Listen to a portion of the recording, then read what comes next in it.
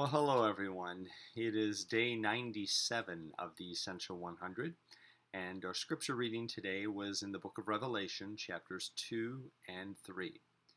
And many of you know that these are the chapters that are the message to the churches and the findings that Jesus makes regarding the infrastructure of the church. What is going on the inside?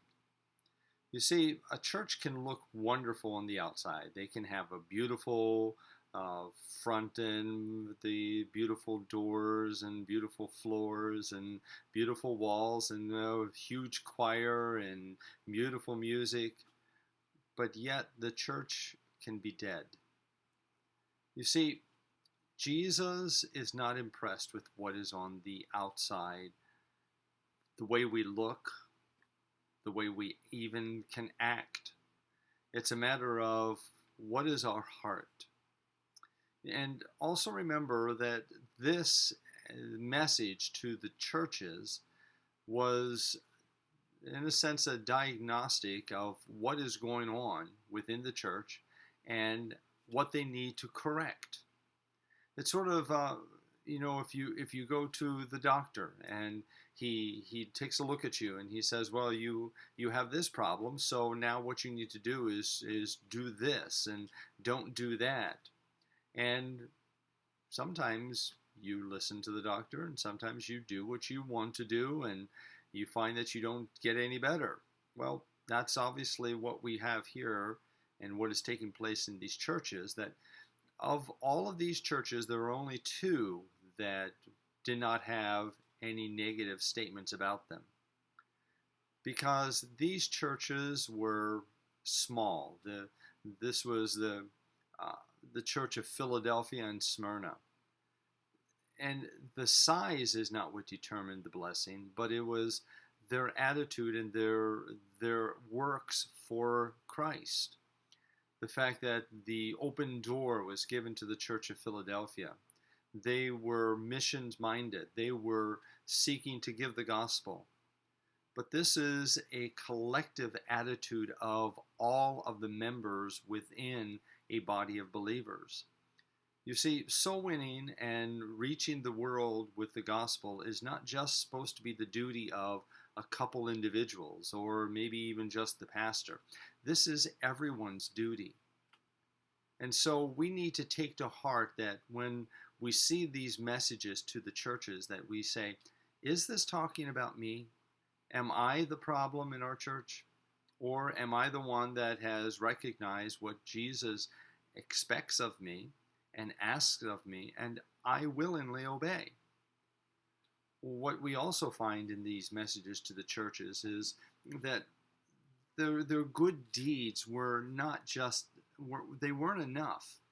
If you look in chapter 2, verses 2 through 5, when he's speaking here to the church of Ephesus, the point is that they left their love.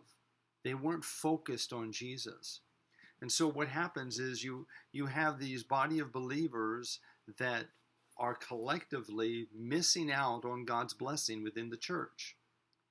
But you also have down in the church of Pergamos and others that are associated with the Nicolaitans, which were self-pleasing, self-seeking individuals. And they took upon themselves this attitude of, I'm going to please myself more than I'm going to please Christ. And Jesus sees these attitudes within the church. You can come in and you can walk into our building and you can put on a good facade and a good front, but Jesus knows your heart. And it isn't even that you or others have abundance of wealth, because it gave warning to some of these churches that money was a problem. They thought that money was a sign of God's blessings and prosperity was a sign of spiritual success, but it's not. Success is not found in things, buildings. It's found in a relationship with Jesus Christ and the depth of that relationship. I trust that through this time that we've been uh, individual worshiping, when we have been seeking the Lord at home and not coming into a building, that you will look at your heart and say, am I like Smyrna and Philadelphia? Or am I like some of these others that focused on money or focused on self-pleasure more than the things of Christ? Because Jesus wants to purify his church. You know, if you ever get a job and they sometimes will give you a review and they tell you the things that you've been doing well, but they may also tell you the things that you need to improve on. It's not to hurt you, it's to help you. And Jesus wants to help us by improving our work for him. We're his church. We're his workmanship. He is the chief cornerstone. We're just the ones that are built upon that rock of Jesus Christ. May God make our church strong and glorious to his matchless name.